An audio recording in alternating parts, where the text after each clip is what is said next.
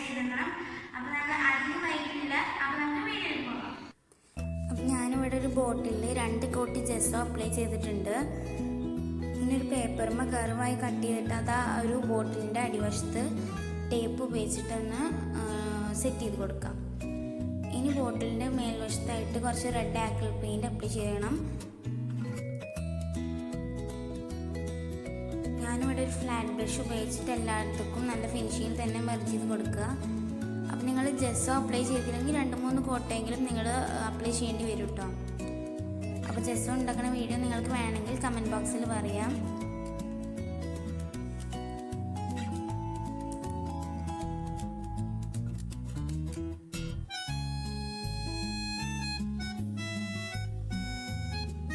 ഇപ്പോൾ ഞാൻ എൻ്റെ പെയിൻറ്റ് കൊടുക്കൽ ഫിനിഷായി. അപ്പോൾ അതുകൊണ്ട് തന്നെ ഞാൻ ആ ഒരു പേപ്പറും ടേപ്പും റിമൂവ് ചെയ്തു.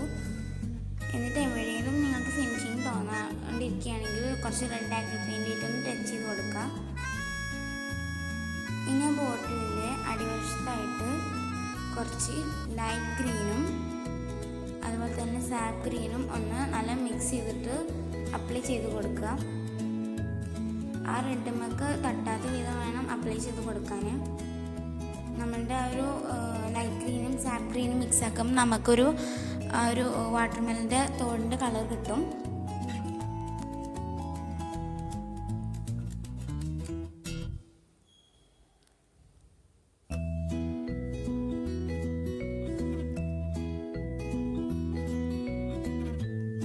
അപ്പം നിങ്ങൾക്ക് ഈ ജെസ്സോ പ്രൈമറിൻ്റെ പകരം നിങ്ങൾക്ക് വൈറ്റ് ആക്രിൽ പെയിൻറ്റ് 2 കോട്ട് അടിച്ചാലും മതി.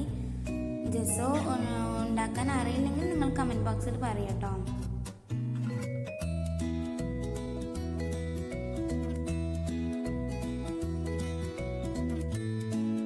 ഇനി ഒരു ബൗളിലേക്ക് കുറച്ച് വൈറ്റ് ആക്രിൽ പെയിൻറ്റ് ഞാൻ ഒഴിച്ച് കൊടുത്തിട്ടുണ്ട്. ഇനി ഒരു ചെറിയ ഫ്ലാറ്റ് ബ്രഷ് ഉപയോഗിച്ചാൽ സെൻറ്റർ പോർഷനിൽ ഇങ്ങനെ വരട്ട് കൊടുക്കാം. ഈ വാട്ടർമെലൻ്റെ സെൻറ്റർ പോർഷനിൽ നമ്മൾ നോക്കിയാൽ കാണാം ഒരു വൈറ്റ് പോർഷൻ ഉണ്ടാവും. അതാണ് നമ്മൾ ഇതിൽ കൺസിഡർ ചെയ്യണത്. വളരെ ക്യൂട്ടായിട്ടുള്ളൊരു ഹോം ഡെക്കറാണ്. എല്ലാവരും ട്രൈ ചെയ്ത് നോക്കണം. അപ്പോൾ ഇത് ഞാൻ ഡ്രൈ ആക്കാൻ വെക്കുകയാണ്. ഇപ്പോൾ ഇതെൻ്റെ ബോട്ടിൽ നന്നായി ഡ്രൈ ആയിട്ടുണ്ട്.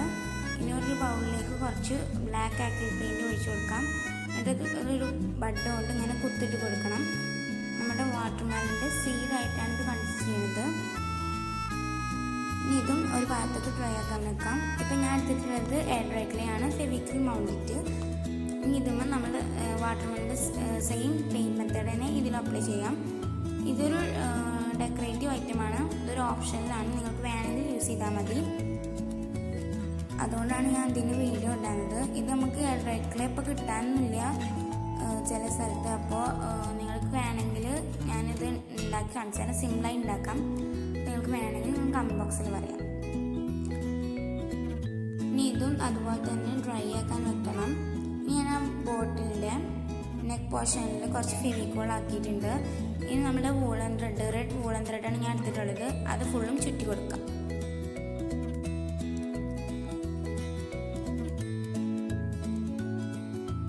ഇപ്പം ഞാൻ എടുത്തിട്ടുള്ളത് റെഡ് റിബണാണ്, അതുകൂടി ചുറ്റി കൊടുക്കാം.